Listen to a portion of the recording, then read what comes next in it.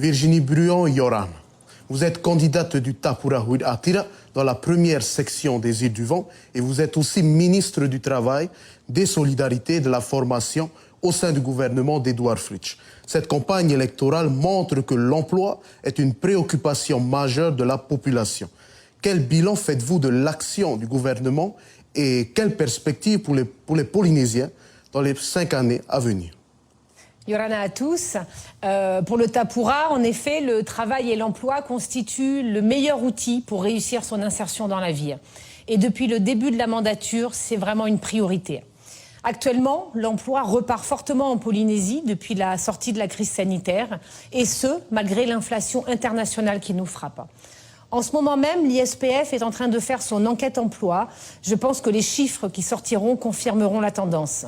Les recrutements connaissent une très forte augmentation dans tous les secteurs. Le tourisme, bien sûr, le bâtiment, les travaux publics, les commerces et même les services. On a franchi en 2022 le seuil des 71 000 salariés, du jamais vu en Polynésie. Près de plus de 2000 nouveaux emplois en une seule année. Pendant la crise, il y a eu beaucoup d'aide à l'emploi. Oui, et heureusement. Au total, cela représente un investissement de près de 15 milliards de francs pour le pays, avec une démarche de solidarité à travers les CAE qui nous a permis de sauver notre tissu social, de garder la cohésion de la société polynésienne et des aides aux entreprises type Dièse ou Deseti qui ont sauvegardé notre économie et donc l'emploi. L'embellie économique que nous connaissons aujourd'hui et que nous programmons pour les années futures est bien le résultat des mesures de protection et de relance que le gouvernement a mises en place. Ces aides vont-elles diminuer? Ces aides vont surtout évoluer et se transformer. Et ça a déjà commencé. Pour l'avenir, les CAE vont rester des conventions de stage qui permettront de répondre à l'urgence sociale. Mais l'essentiel de l'investissement que va faire le pays dans l'aide à l'emploi doit permettre aux Polynésiens de trouver un emploi pérenne et aux entreprises de compter sur une main-d'œuvre locale, formée et compétente. Et vous comptez beaucoup sur l'apprentissage. Effectivement. Nous avons proposé à l'Assemblée un nouveau dispositif. Nous prévoyons 300 apprentis cette année, 500 l'année prochaine et 1000 apprentis en année de croisière. Je vous rappelle qu'en contrat d'apprentissage, l'employé devient un salarié, donc avec tous ses droits sociaux. Il est rémunéré à 75% du SMIC sur une durée qui peut aller de 1 an à 3 ans. Il est formé et suivi dans l'entreprise par un maître de stage qui, lui, reçoit une prime de 30 000 francs mensuels prise en charge par le pays. La première année, le salarié coûte 0 francs à l'entreprise qui le forme. La deuxième année, au taux actuel du SMIC, cela revient à l'entreprise à 11 800 francs par mois.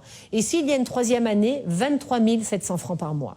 Donc, avec une perspective d'embauche de près de 4 apprentis sur 5, cela va représenter un nombre très conséquent d'emplois créés. Les entreprises jouent le jeu. Oui. On a d'ailleurs bâti le système avec l'ensemble des partenaires sociaux. Les premières formations ont débuté et on aura nos 300 apprentis cette année.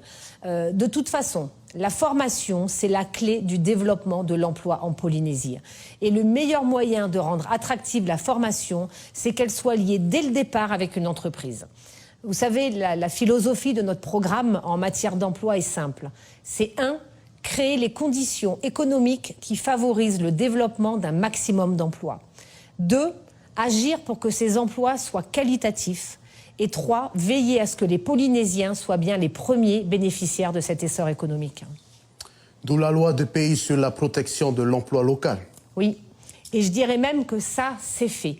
On en parlait depuis près de 15 ans en Polynésie et c'est bien le gouvernement d'Edouard Fritsch qui l'a mis en place. Il existe maintenant en Polynésie française une liste des activités professionnelles en priorité réservées aux Polynésiens en fonction de leur durée de résidence au pays. Cette liste sera en permanence réactualisée pour coller au marché de l'emploi et à son évolution et toujours en concertation permanente avec les partenaires sociaux. Pour le CEFI, cela concerne déjà pour cette année des centaines de publications d'emploi. Et les nouveaux engagements pour les 5 ans à venir? Tout ce que nous venons de voir montre la ligne directrice de notre programme. Elle s'appuie sur 2 piliers. D'une part, alléger ou supprimer nombre de contraintes qui freinent encore le développement de l'emploi et même parfois la création de sa propre activité. Et d'autre part, renforcer tout ce qui revalorise le travail. La crise du Covid a changé le rapport au travail. Il nous faut innover en termes d'organisation et de temps de travail. Et nous avons beaucoup consulté sur toutes ces questions. Nous proposerons par exemple de rendre possible la semaine de 39 heures sur 4 jours ou de mettre en place un contrat de job étudiant. Pour les jeunes et notamment ceux qui sont en difficulté sociale, nous créerons la possibilité du travail alternatif payé à la journée, qui est un dispositif qui a été inventé au Canada et qui est très performant auprès des populations qui l'utilisent. Nous rendrons également modulable le congé de maternité de 16 semaines, pour ne citer que quelques exemples. C'est-à-dire ? Alors sur ce dernier point, aujourd'hui, pour les premiers et deuxièmes enfants, le congé de maternité, c'est 6 semaines avant la date présumée d'accouchement et 10 semaines après. Demain, une employée pourra, avec l'accord de son médecin et de son patron, moduler comme elle le souhaite la répartition de ses congés avant et après l'accouchement. Et dans le même esprit, nous souhaitons créer le congé paternité qui n'existe pas en Polynésie, alors qu'il est général dans l'ensemble des pays européens. Le papa qui s'investit dans l'arrivée de bébé, c'est le renforcement du noyau de la famille et qui évitera souvent des difficultés futures. En fait, vous voulez que le cadre du travail soit plus en harmonie avec les attentes des salariés et des demandeurs d'emploi. Exactement. Et c'est même impératif. Mais c'est vrai aussi des entreprises. Une entreprise qui fonctionne bien, qui peut se développer, c'est une entreprise dans laquelle les gens qui travaillent sont épanouis. Ces évolutions nécessitent effectivement l'adhésion de tous les partenaires. Absolument. Et c'est bien comme ça que nous avons avancé, dans le dialogue et la concertation. Cela a toujours été notre méthode et cela le restera. Pour réussir cette vaste mutation de la société, il faut du respect, de l'écoute et du partage. De la confiance surtout et de la stabilité économique.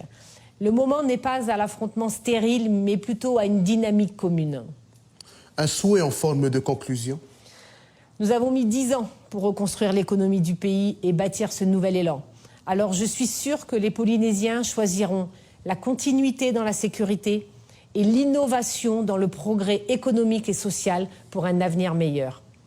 C'est en tout cas le sens de mon engagement et ce pourquoi j'appelle chaque Polynésienne et chaque Polynésien à voter dès le 16 avril pour les candidats du Tapura Huiratira. Virginie Bruyon, Maruru Maite. Maruru à vous. Tapura Huiratira.